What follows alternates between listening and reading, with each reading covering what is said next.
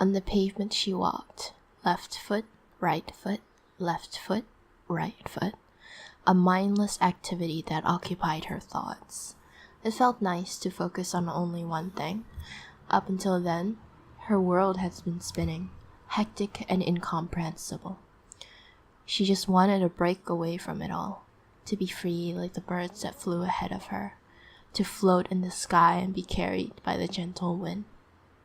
She could almost imagine it, being on top of everything in the world, looking down at big people and they wouldn't mean anything to her. She could just live in the sky and watch people live their lives completely unaffected by the world below her. She yearned to be free of her worries, to snip the strings that held her prisoner to the people around her. She unconsciously held her right hand out to the sun and clenched her fists, almost as if catching the rays of sunlight. Of course, such an act caught the eyes of passerbys.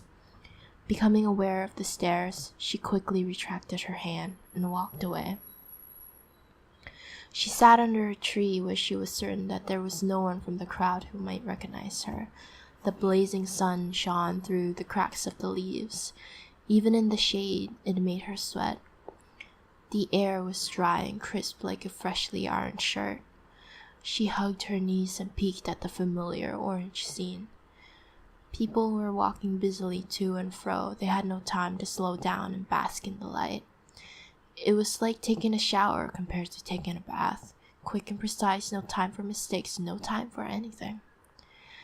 She felt they were too caught up in their world to appreciate the world. Her life was once like that, but today was different. Today she decided to run away.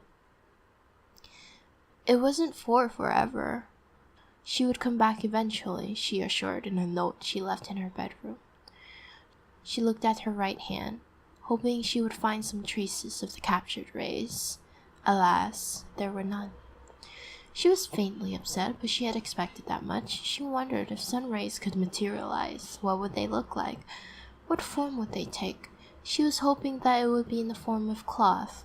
She imagined a warm cloth softly draping her with a transparent white and a yellow.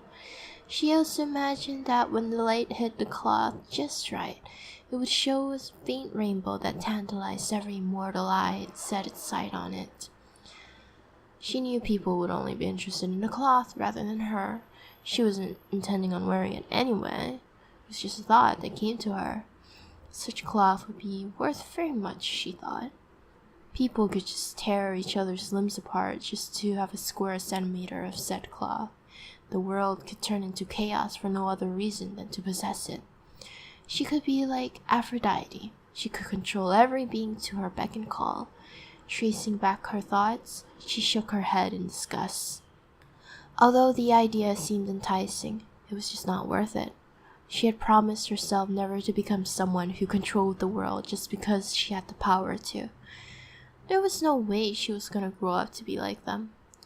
If she had the choice to be someone she wanted, she would be the personification of the sky. There was no reason for it, she just thought it sounded nice.